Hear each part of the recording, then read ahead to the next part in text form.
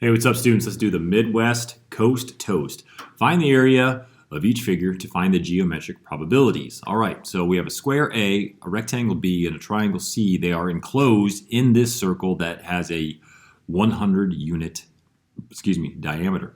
Square A has side lengths of 26. Rectangle B is 19 by 50. Triangle C is 2 units wider and 1 unit shorter than square A. Okay, cool. Here's some helpful formulas.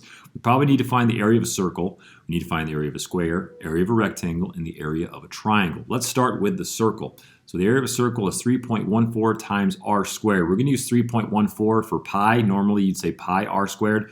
We're going to use 3.14 just so we can have some nicer decimals to work with. So here we go.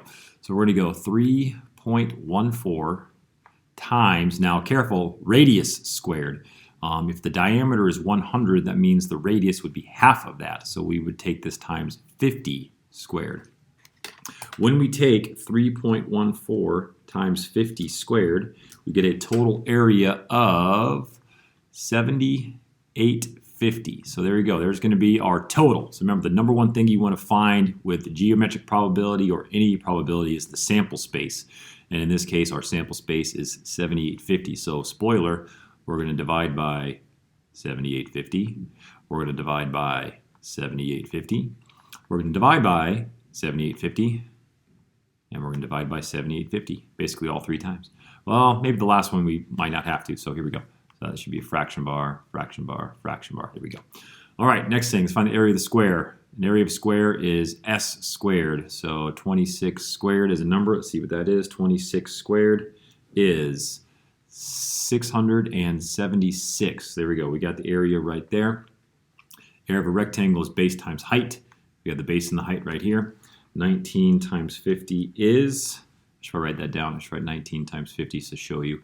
19 times 50, the area of the rectangle is 950. All right, cool. And then a triangle is 1/2 base times height, or base times height divided by 2. It's all the same to me. So 1/2 times, now the base, it says it's 2 units wider than the square. So if the square had a base of 26, the triangle says it has a 2 units wider. So this would be a base of 28. Okay, cool. So 1/2 times 28 times the height. Now it says it's 1 unit shorter. So the square is 26 tall. That means the triangle would be 25 for a height. So there you go. So you had to do a little bit of goofing around there to find the base and the height of the triangle. It's all based off the square, but you have the square's information. So there you go. So 1/2 times 28 times 25 is 350. Okay, we have all of the areas, so now we can do all of the probabilities. If you selected a point at random within the circle, what is the probability that it's going to land in A? All right, well, let's take the area of A, 676, and divide by 7850. Here we go, 676 divided by 7850 to the nearest tenth.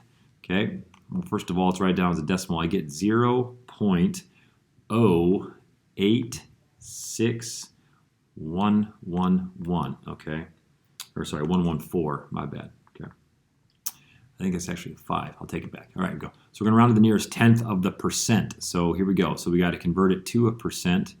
Okay, so that would be 8.6, and this one would keep it a 6. So we would say 8.6%. So the nearest tenth of the percent is actually the third decimal place in the decimal form of the percent. So there you go. Just to let you know. You've done that a couple times. You should know what's up.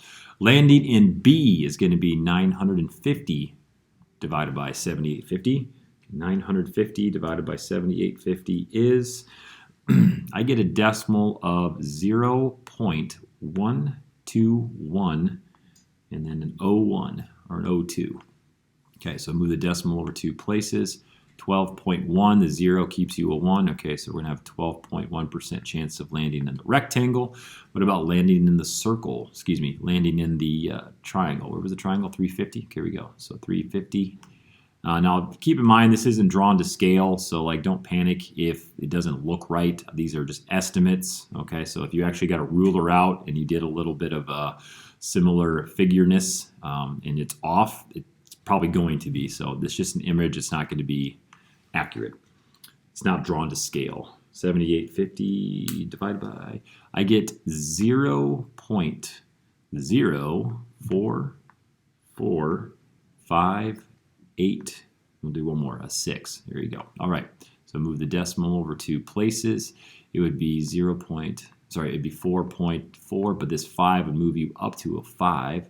So this 5 turns this 4 into a 5, so we would have a 4.5% chance of landing in the triangle. Okay, so now, not too hard here, like why don't you do one more? Well, take it easy here.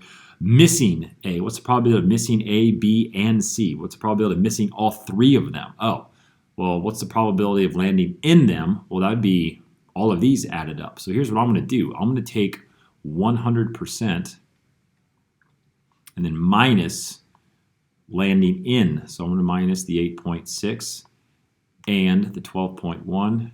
And I'm running out of space here. Should give myself some more writing room, but hey, what are you going to do? And then I'm going to add the 4.5. So this would be missing. So 100%, either you're going to land in the circle. Sorry, you're going to land in the circle, but either you're going to be on a shape or not on a shape. So this would be missing the shapes. So what I'm going to do is I'm going to take 100 minus hitting the shapes, and whatever's left over is going to be missing the shapes. Complements, that's how you do that stuff.